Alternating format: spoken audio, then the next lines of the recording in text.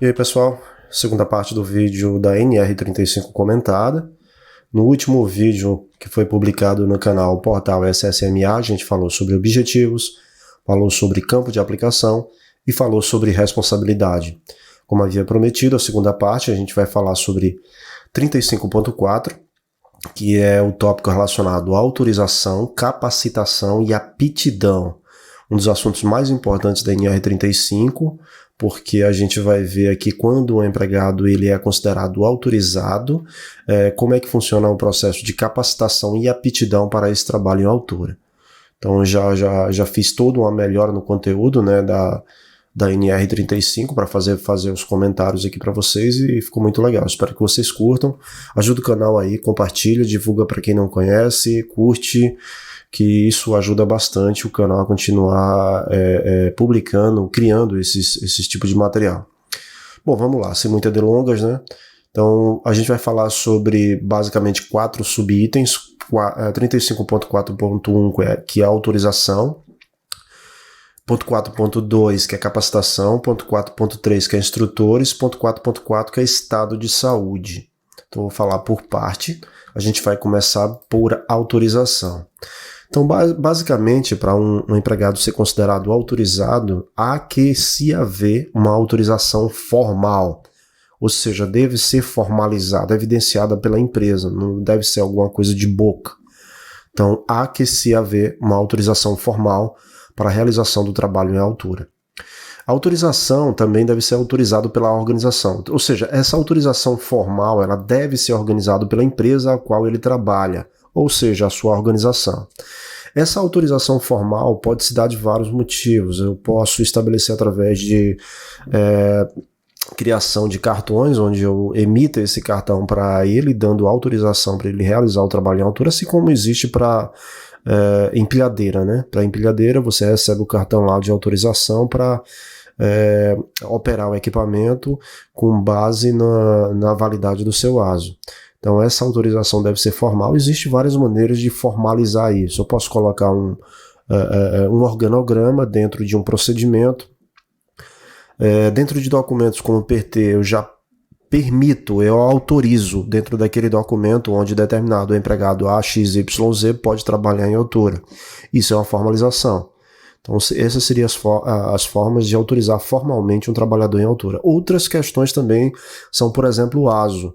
O ASO dele, ele está formalmente autorizado para trabalhar em altura, então lá ele tem uma aptidão, e lá ele tem a autorização, apto para trabalho em altura. Então isso se dá também a autorização para o trabalho em altura. Mas, a autorização para o trabalho em altura não se dá somente por meras formalidades, como um cartão, como um organograma, como uma aptidão no ASO. Há que considerar o treinamento, a aptidão para o trabalho e a função que ele exerce. Perfeito? Bom, enquanto a autorização, a gente tem a linha 4.1.1, que considera-se o trabalhador autorizado. Quais situações? Que tenha o estado de saúde dele avaliado. Então, esse estado de saúde dele avaliado, a gente vai determinar o estado de saúde dele, né? Através de uma anamnese ocupacional e através, talvez, de algumas empresas, né, de alguns exames mais aprofundados para identificar o estado de saúde dele. Vai ser avaliado pelo médico do trabalho e ali vai ser determinado a autorização, a aptidão dele para exercer a atividade de trabalho em altura, caso não tenha qualquer consideração que possa caracterizar como inaptidão para o trabalho em altura relacionado à saúde. Bom, considera-se ainda trabalhador autorizado aquele para executar suas atividades em que situações, né? Através do treinamento. Então a gente tem duas situações que vai considerar autorizar um trabalhador para exercer a atividade de trabalho em altura. O estado de saúde dele, que precisa ser avaliado, e o treinamento dele, que ele precisa passar por um treinamento, precisa ser avaliado e precisa ser aprovado nesse treinamento, né? Caso tenha avaliação e tenha uma determinada pontuação, o cara passou, beleza, foi aprovado no treinamento para trabalho em altura. Então, a gente fala nisso quando há empresas sérias que fazem esse tipo de avaliação e há uma reprovação, que é bastante importante porque essa avaliação ela determina, né, o aprendizado do empregado. Então, basicamente isso. Considera-se trabalhador autorizado aquele que esteja com bom estado de saúde e aqueles que esteja treinado. A autorização deve considerar alguns fatores. Quais são? A linha A, as atividades que serão desenvolvidas pelo trabalhador. Então, basicamente, para explicar isso aqui, é basicamente o seguinte. Existem em algumas empresas diversos tipos de trabalho em altura. Tem o cara que trabalha, tem a atividade que é exercida em uma escada somente, tem aquela que é exercida em andaime, que é aquela que é exercida em, sei lá, acesso por cordas, bababá, coisa do tipo. Porque o acesso é muito mais complicado e necessita desses tipos de profissionais. Então, basicamente, as atividades que serão desenvolvidas pelo trabalhador, como tipo de trabalho, os níveis de risco e a autorização específica para a tarefa. Então, basicamente, essa autorização ela deve considerar esses fatores para determinar a autorização de acordo com a atividade desenvolvida pelo trabalhador. Isso a gente não está falando em outros pontos, tá? Mas é importante que a gente não leve somente o estado de saúde e o treinamento, mas, por exemplo, aquele funcionário tem condições de trabalhar em andaime. Um exemplo, e não estou colocando aqui definições de tipo A, tipo B, mas um cara de, por exemplo, 120 quilos, 130 quilos de peso. Eu não vou autorizar ele a trabalhar em cima de um andaime, visto que a possibilidade de queda é muito maior em vista do peso que ele detém, e até de alguns problemas de saúde. Claro, o cara foi aprovado, então subentende que ele foi aprovado no estado de saúde. Mas, devido a esse excesso de peso, há algumas considerações. Por exemplo, capacidade do cinto, capacidade do andaime, tem a questão de desenvolvimento do trabalho, que para uma pessoa mais magra ou de um peso considerável normal para uma pessoa de 120, 130 quilos, é muito diferente as execuções de trabalho. Embora eu conheça um colega que eu trabalho com ele, que ele tem 150 quilos. E ele tem mais força do que um colega que é da mesma idade dele, tem 80 quilos. Então, com relação à força, na verdade, a gente não tem problema nenhum, né? Tem deles que são bem mais fortes do que os mais magros. O problema é a desenvoltura, desenrolar das atividades em relação a algumas, por exemplo, um levantar de perna. Um levantar de perna de uma pessoa de 80 para uma pessoa de 130 tem uma diferença muito grande. A pessoa de 80 levanta a perna com muito mais facilidade, devido àquela barriga, o levantar de perna dele já se torna um pouco mais complexo, mais complicado, demanda mais esforço físico. Coloco como exemplo novamente, esse mesmo empregado, ele dirige caminhões e ele tem uma certa dificuldade ao subir no caminhão. Embora ele seja bastante forte, desenvolto e tal, mas eu vejo que ele tem uma certa dificuldade para levantar a perninha ali, para colocar ali nas escadinhas para subir no caminhão. Então há essas definições que a gente precisa tratar muito bem, né? Que devem ser consideradas, mas também identificar os tipos de trabalho. Isso aqui está autorizado para exercer esse trabalho, isso daqui está autorizado para exercer esse trabalho, isso aqui está autorizado para exercer esse outro trabalho. Então é importante que identifique, de acordo com a linha A, o tipo de trabalho, os níveis de risco e a autorização específica para a tarefa. Na linha B desse mesmo subitem, com relação à autorização, ela também deve considerar a capacitação a que o trabalhador foi submetido. Então, basicamente, essa capacitação é através de um treinamento específico, que também deve ser um treinamento avaliado. Quando a gente fala em treinamento específico, existe dentro de trabalho em altura vários tipos de treinamento. Por exemplo, o cara recebeu um treinamento de NR35 trabalho em altura, mas o cara não recebeu um treinamento para montagem de andaime. Então não adianta eu ter um cara que trabalha em altura, mas ele não tem o treinamento para montar andaime. Então basicamente eu teria que ter uma outra equipe para montar o andaime.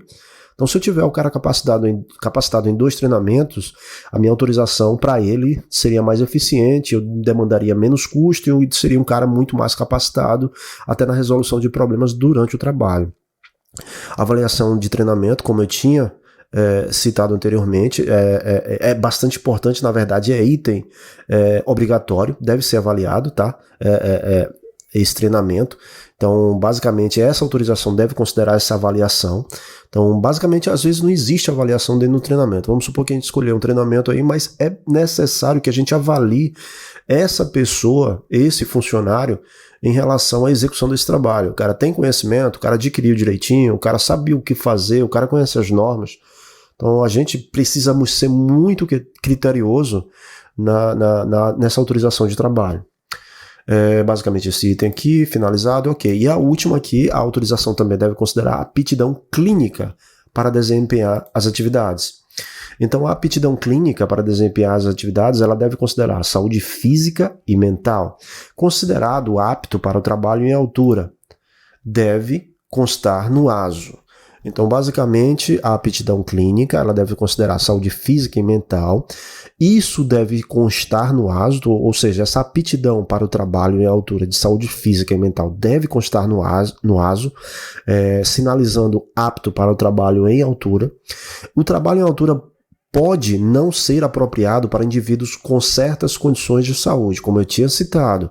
Essa questão de peso é um dos pontos, mas existem diversos outros fatores de saúde física ou mental que devem ser considerados para não aptidão para o trabalho em altura.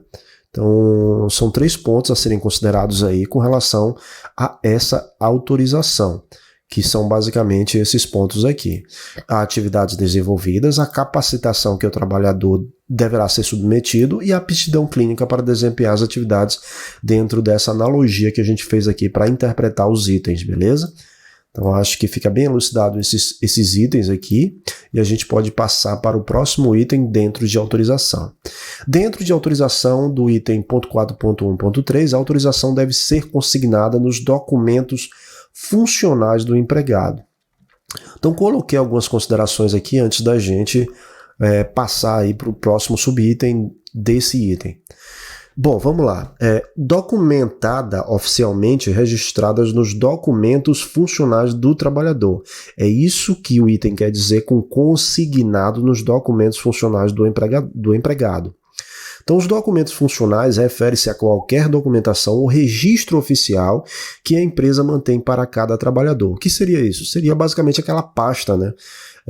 As empresas solicitam aqueles documentos para você, tipo certificado de conclusão de ensino médio, cursos realizados, documentações pessoais, legais, blá blá blá.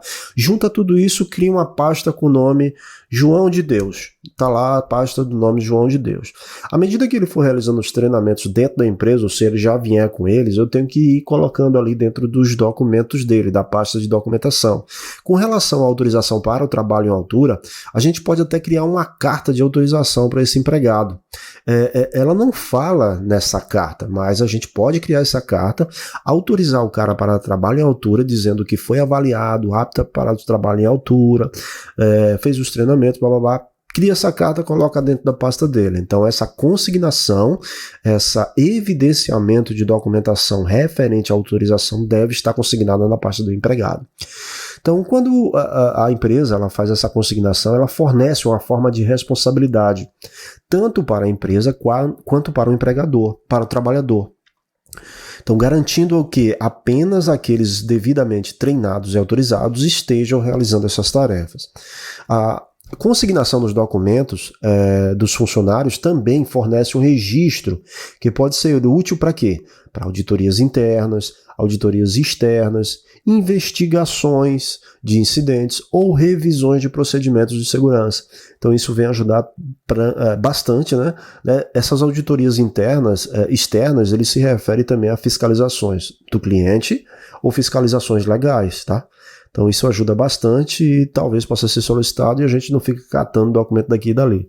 Além de ser um requisito aí legal, né, pela NR35, que a gente consigne esses documentos dentro da pasta lá do trabalhador. Com relação ao subitem dessa consignação de autorização, o item 4.1.3.1, ele diz que o sistema de identificação, ele fala sobre o sistema de identificação do trabalhador. Então, basicamente, um trabalhador ele pode estar autorizado a trabalhar à altura em estruturas fixas, usando equipamento de proteção contra quedas, mas não pode estar autorizado a trabalhar em andames suspensos ou realizar resgates em altura. Então, por exemplo, eu poderia criar um documento ou uma carteirinha, alguma coisa do tipo, e sinalizar ali que está autorizado para essa atividade, essa atividade, essa atividade e essa outra, mas não está marcado X ou sinalizado lá, né, para atividade X, Y, Z. Então seria essa uma forma de identificação e autorização para determinados tipos de trabalho e níveis de risco. A chave é que o sistema deve permitir uma identificação rápida e precisa da abrangência da autorização de cada trabalhador. Então, por exemplo, na empresa que eu trabalho, a gente tem uma sistemática de criar é tipo uma folha em A4, onde tem um adesivo e tem lá os nomes, as fotos e a autorização para operar o MOOC. Esse adesivo ele é impresso e fixado no caminhão. Geralmente a gente coloca ali em uma estrutura, em algum ponto, pode ser até na porta do próprio caminhão. Então rapidamente eu chego ali, faço a verificação, vejo já a data de validade do treinamento do cara e já identifico se ele está autorizado ou não, porque ali já vai constar todos os autorizados a operar o equipamento. Então essa seria uma alternativa, uma ideia para vocês, para essa facilidade de acesso, né, à autorização do empregado.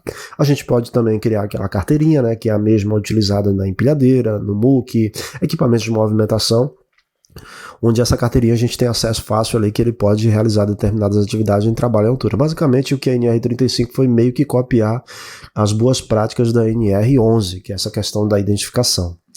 Então, finalizado aqui a parte de autorização, que é o item 35.4.1.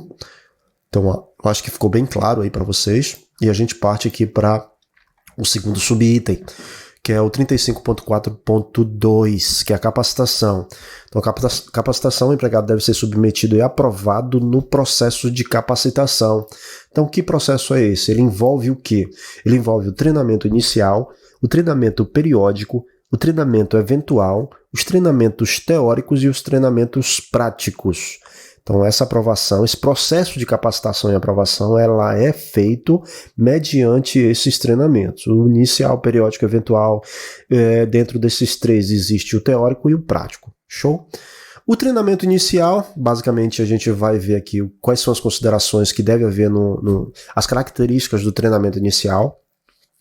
Então o treinamento inicial ele deve ter carga horária mínima, não menor do que isso, de 8 horas.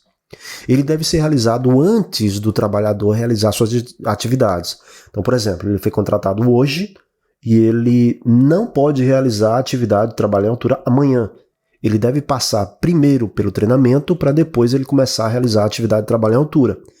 Então, por exemplo, foi contratado um cara que ele vai montar andaime, mas o curso dele está vencido, ele foi contratado a si mesmo. Ele precisa fazer o treinamento de trabalho em altura para poder iniciar suas atividades. A gente está falando até de treinamento periódico, mas seria, por exemplo, o inicial. Contratei um cara do zero aqui, ele vai ser meu montador de andaime. Como é que eu contrato um montador de andaime sem treinamento algum? Então, basicamente, eu contratei ele assim e estou assumindo risco. Ele não pode, de maneira nenhuma, iniciar as atividades. Ele pode ficar ali no almoxarifado, fazendo algumas atividades de piso. Mas ele não pode subir em altura de maneira nenhuma. Então ele precisa terminar o treinamento, ser avaliado, passar, beleza, show, ser avaliado, tranquilo, apto, todos os requisitos, né, de aptidão e autorização. E depois disso é que ele vai realizar suas atividades. Bom, o treinamento inicial, existe algumas alíneas, né, dentro desse treinamento inicial. Então ele deve considerar as normas e regulamentos aplicáveis ao trabalho em altura. Então, basicamente, essa avaliação e esse item aqui, a gente precisa rever algumas coisas. Por exemplo, é bastante importante que o treinamento ele seja adaptado para, como é que eu posso dizer, a atividade econômica que ele vai desenvolver. Se eu sou um instrutor e trabalho dentro da mesma empresa que eu vou treinar um empregado, ótimo. Por quê? Eu crio o treinamento com base em normas e regulamentos aplicáveis ao trabalho em altura de acordo com a minha atividade econômica. Se eu coloco ele para fazer um treinamento em uma empresa externa, ele vai receber um treinamento genérico. Então, por exemplo, ele não receberia especificidades de normas e regulamentos, por exemplo, da NR 36. Ele não vai receber isso. Ele não vai receber relativa a 37. ele não vai receber relativo a 22, mineração. Então a gente não teria um treinamento específico de acordo com normas e regulamentos das NRs. Ele teria alguma coisa assim muito subjetiva, básica, mas seria um treinamento genérico para trabalho em altura. Quando a gente faz esse treinamento dentro da empresa, a gente consegue relacionar e aplicar todos os procedimentos nossos locais já dentro do treinamento. Então é importante que esse item seja colocado ali dentro do treinamento, tá? Então, não é que as empresas externas não estão aptas para fazer isso. Eu só estou fazendo uma comparação de que não é a mesma coisa de o cara receber o treinamento de trabalho em altura lá fora e não receber um treinamento de normas e regulamentos aplicáveis a trabalho em altura dentro da minha atividade econômica e fazendo uma analogia da NR específica para o meu setor econômico. Bom, esse treinamento inicial ele também deve considerar a análise de risco e as condições impeditivas. Então, basicamente, dentro dessa linha, a gente precisa fazer com que o empregado ele receba orientações de como realizar uma análise de risco, a identificação de possíveis perigos para fazer uma análise de risco, a avaliação dos riscos associados a esses perigos. Então ele precisa identificar qual formulário vai utilizar, como é que ele identifica riscos e perigos, como é que ele avalia isso em condições de pode ser feito, não pode ser feito, precisa parar a atividade. Então ele precisa avaliar. E ele também precisa entender as condições que podem impedir a realização do seguro do trabalho. Esse item aqui é bastante importante porque ele remete a recusa, ao direito de recusa. Então, basicamente, ele precisa identificar riscos de alto potencial, que são aqueles riscos que demandam uma paralisação do trabalho para correções ou implementações de medidas de segurança, condições fora do padrão, seja da empresa, de normas ou coisa do tipo, falta de recursos ou recursos insuficientes, ele precisa identificar isso.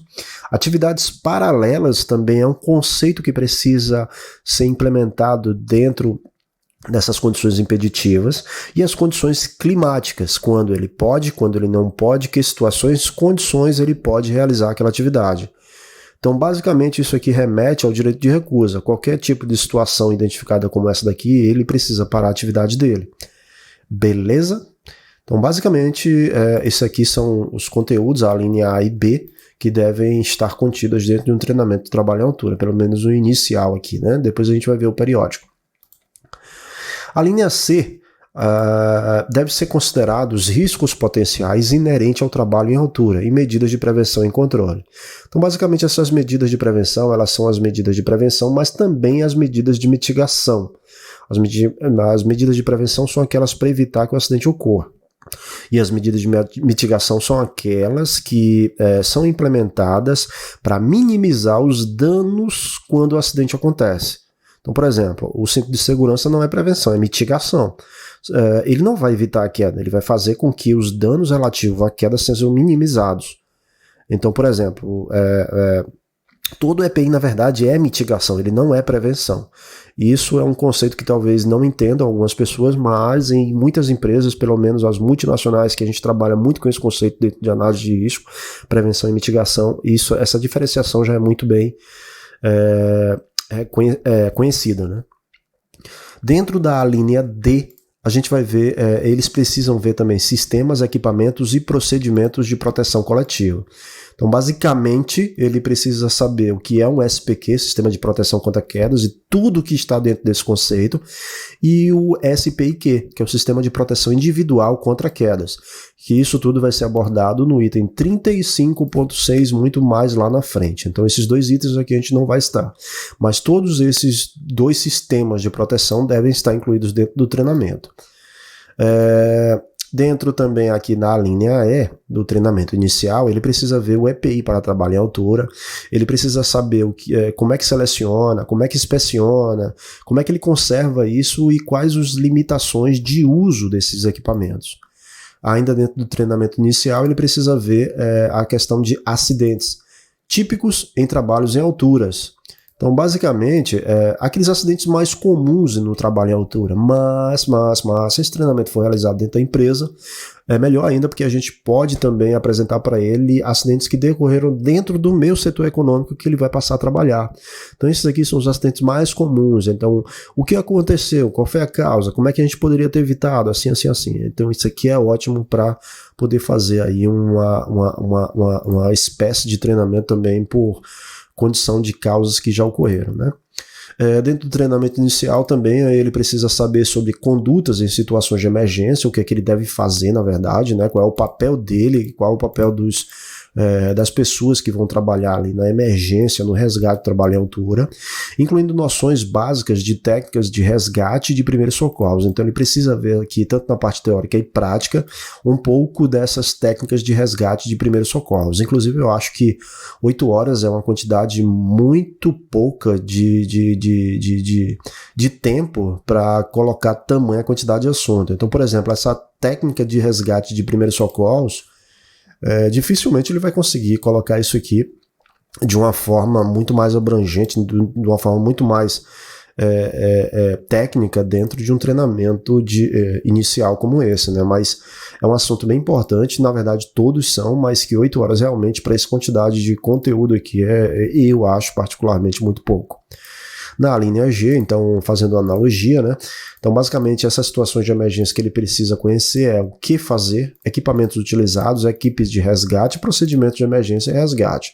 Isso aqui seria basicamente um resumo do que ele precisa ver dentro desse item aqui de emergência. Então basicamente a gente terminou a parte do conteúdo, as características do treinamento inicial. Perfeito? Fechando aqui, a gente vai agora para o treinamento periódico. Então, dentro do treinamento periódico, basicamente ele tem as considerações. O treinamento periódico, ele é realizado a cada 2 anos. Então, o cara fez o treinamento inicial, daqui a 2 anos ele refaz o treinamento. A carga horária desse treinamento periódico, ela não deve ser mínima do que 8 horas. Então, ela tem que ter 8 horas ou mais de 8 horas. Beleza? O conteúdo programático definido é pelo empregador. Então, o empregador ele precisa definir qual conteúdo que esse treinamento vai realizar. Eu já conheço algumas empresas que ela já questiona quando a gente tem uma turma fechada, né, tipo in company. Então ela já questiona, por exemplo, você quer acrescentar algum tipo de informação no treinamento? Então isso é muito excelente porque eu não preciso trazer o cara para a empresa e treinar ele nas questões que o cara já pode treinar para mim. Então eu falo para ele, cara, eu preciso que o treinamento seja de 16 horas, não de 8. Eu quero que você fale sobre isso e tá aqui o material. Então, é claro, relativo a trabalho em altura, tá? Então eu consigo definir o meu conteúdo programático e passar para ele. Então algumas empresas já fazem isso e já cumprem com esse item 35.4.2.2. Então um item bastante importante aí, item que muitas empresas não cumprem, muitos empregadores não cumprem, né, que é definir esse meu conteúdo programático. Que como a gente viu aqui no conteúdo inicial, isso aqui, por exemplo, a empresa não vai saber. Normas e regulamentos aplicáveis ao trabalho em altura. Ele pode saber de uma forma genérica. Mas e os normas e regulamentos da minha empresa? Ele sabe? Por exemplo, a minha empresa onde eu trabalho, o limite de trabalho em altura é de 1,80 m. Ele é mais restrito de que NR2. De que NR35. Então, é importante que a gente tenha essa interação com a empresa, né? E a gente consiga passar algumas normas e regulamentos. Senão os conceitos acabam sendo não cumpridos internamente, né, do empregado pela empresa, e a gente acaba entrando em outro problema mais interno. Então o treinamento periódico basicamente é isso, realizado a cada 2 anos, carga horária mínima de 8 horas e o conteúdo programático definido pelo empregador. Show de bola, tranquilo, então estamos aqui finalizados com essa parte de capacitação, onde a gente viu todos os tópicos. A gente vai agora partir para o item 35.4.3, onde fala de instrutores. Então, os instrutores, eles devem ter comprovada proficiência no assunto. Então, o que é proficiência? A proficiência pode ser demonstrada através de qualificações, certificações, experiência de trabalho relevante e outros meios, tá? Então, isso é o que define proficiência. Então, trabalho acompanhando aqui, trabalho em altura há muito tempo, muitos anos. Cara, você tem que se autoavaliar Beleza, você tem uma experiência comprovada ali na sua carteira, documentos, evidências, uma série, alguns treinamentos que você fez, coisas do tipo, fez no passado. Mas isso precisa ser muito bem avaliado, não queira ir, sou instrutor, BBB, bababá, peguei ali essa autorização aí para a empresa, tal. Cara, solicite, peça um treinamento de instrutor. Não é... Muita gente acha que criar esse treinamento para poder faturar dinheiro. Beleza, pode até ser, mas vamos lá. Como é que você vai ganhar um conhecimento mais aprofundado e maior experiência, ou seja, proficiência, que denota isso tudo, somente com experiência do dia a dia? Cara, existem coisas técnicas, conhecimentos técnicos de instrutores muito bons que podem ser passados para vocês através desse treinamento aí de instrutor de NR35. Então, o conhecimento que você adquire ali é muito grande. A parte prática, por exemplo, você pode ter aprendido errado, cara. Então, você vai aprender com pessoas com responsabilidade técnica comprovada, né, através dessa escola, da autorização desse curso, onde você vai receber um conhecimento reconhecido. Então, essa proficiência, através de um treinamento técnico específico, é muito importante.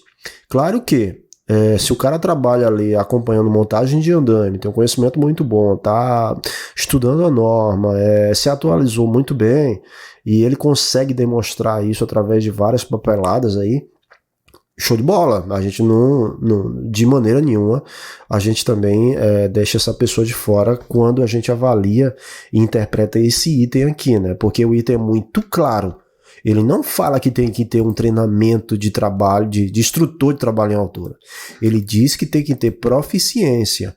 E isso pode ser comprovado através de quê? De qualificação, certificações, experiência de trabalho relevante ou outros meios. Então isso abre um leque de possibilidades para você ter sua proficiência. Os instrutores, eles devem também estar sob responsabilidade de profissional qualificado. Então aí a gente entra num ponto um pouco mais complexo. Então, por exemplo,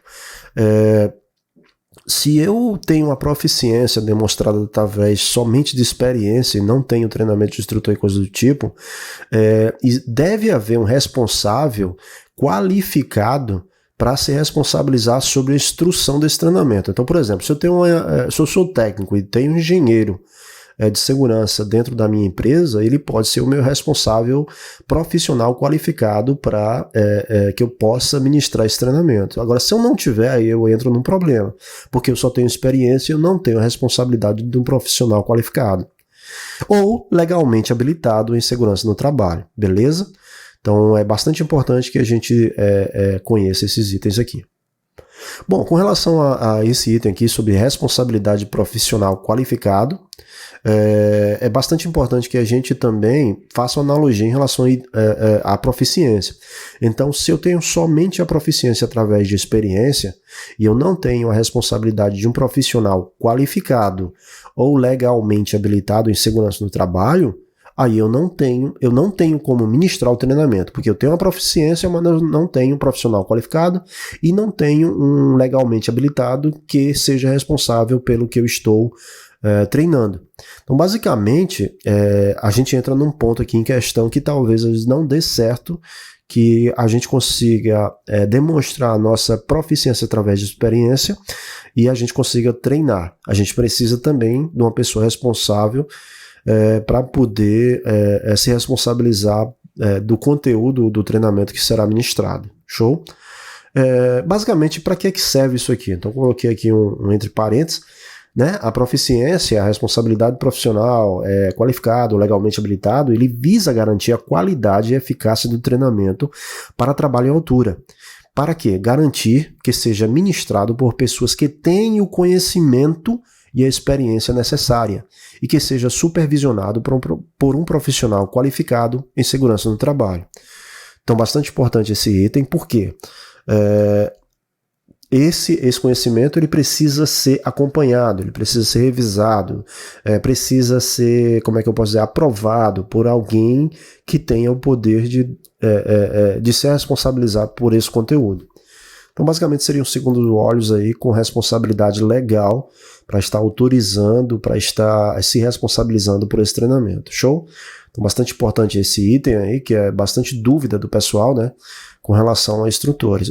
Eu por exemplo, eu já trabalhei junto com a Petrobras e um instrutor muito antigo e muito bem conceituado dentro do sistema Petrobras, ele me disse o seguinte, cara, se você conseguir comprovar sua proficiência, você não precisa...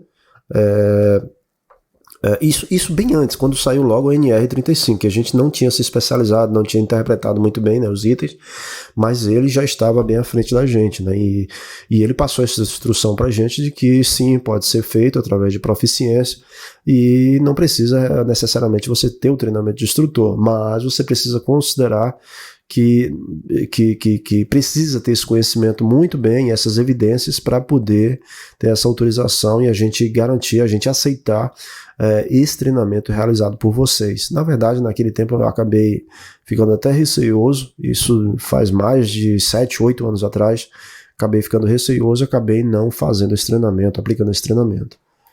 Show de bola, então esse item aqui finalizado, instrutores, beleza, a gente vem para o último item desse conjunto aqui, que, né, de autorização, capacitação e aptidão.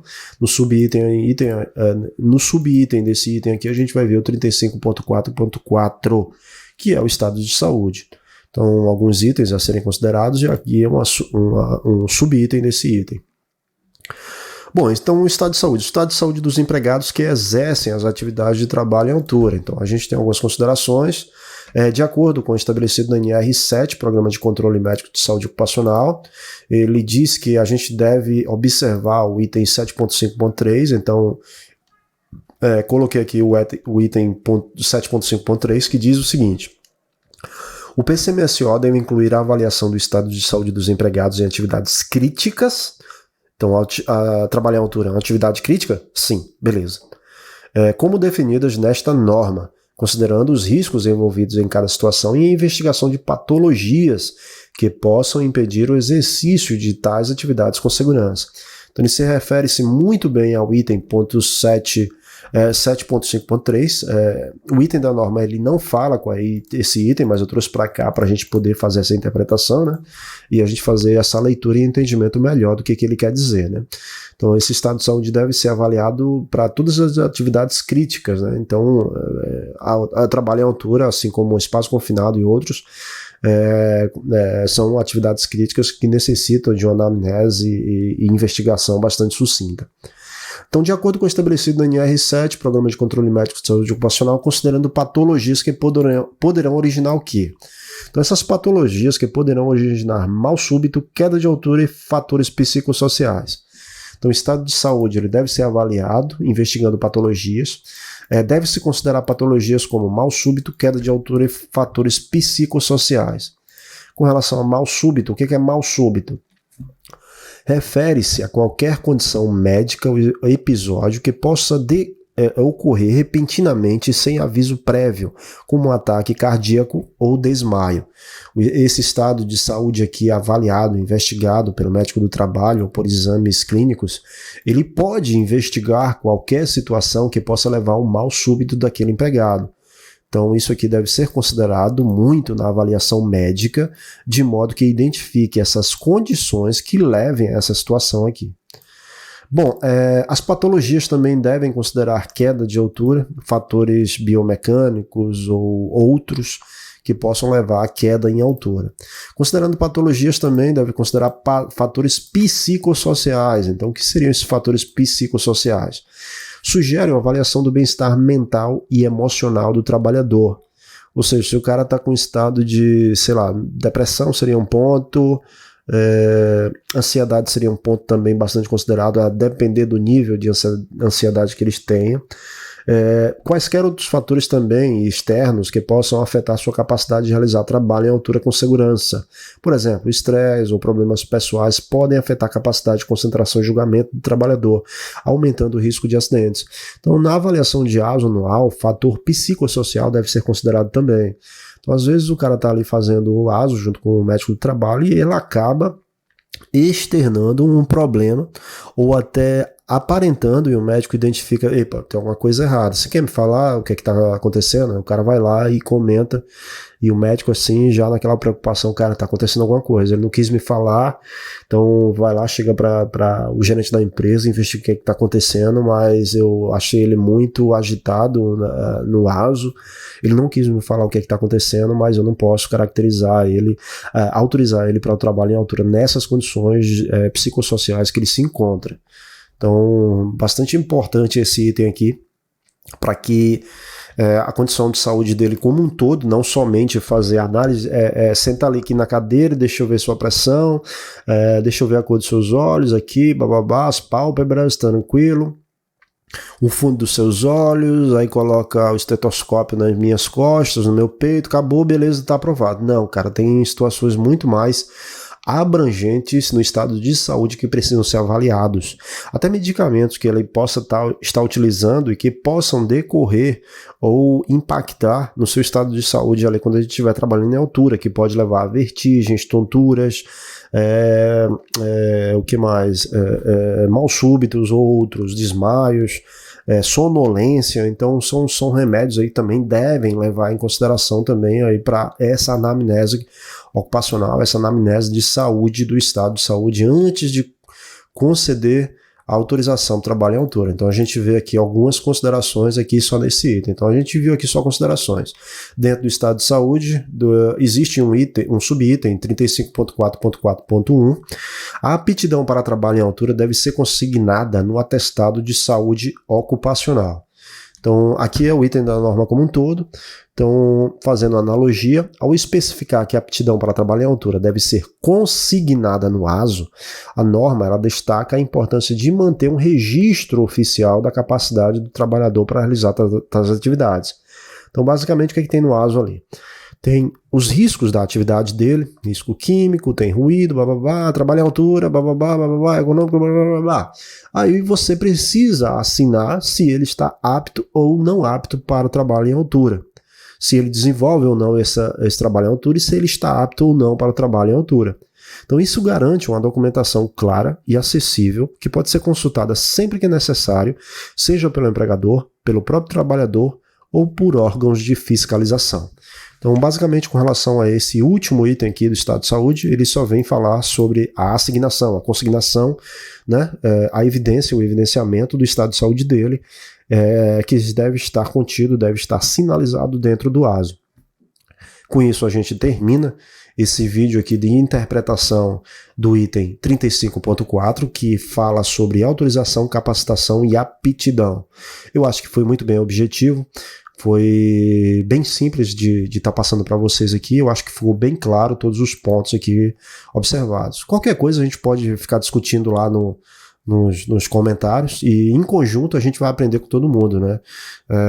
Comenta uma pessoa, eu falei com uma coisa errada, alguém vai lá, corrige, concordo com isso, a gente continua, a gente discute, chega num denominador comum e um conhecimento melhor, mais assertivo da interpretação da NR 35, especificamente desse item que é fruto desse vídeo aqui que acabei criando para vocês, beleza? Então eu só tenho a agradecer aí a presença de vocês, ter assistido, espero que tenham gostado. Se gostou, dá um likezinho aí, compartilha, não deixa de se inscrever, porque além desses vídeos de interpretação da NR35, no canal tem uma infinidade. Já tenho centenas de cursos já publicados lá, são cursos que geralmente você não encontra em lugar nenhum, e se você encontrar é em inglês e é pago. Então no Brasil você não encontra determinados assuntos, como por exemplo, queda de objetos, que é um assunto não muito comum, mas que você encontra lá, e além de vários outros materiais. Então no próximo vídeo a gente vai ver planejamento e organização, que é bastante amplo e tem bastante itens que precisam ser identificados, precisam ser interpretados aqui para estar apresentando para vocês. Então o próximo vídeo vai ser bem legal também. Pessoal, grande abraço, até mais, fiquem com Deus, tchau, tchau.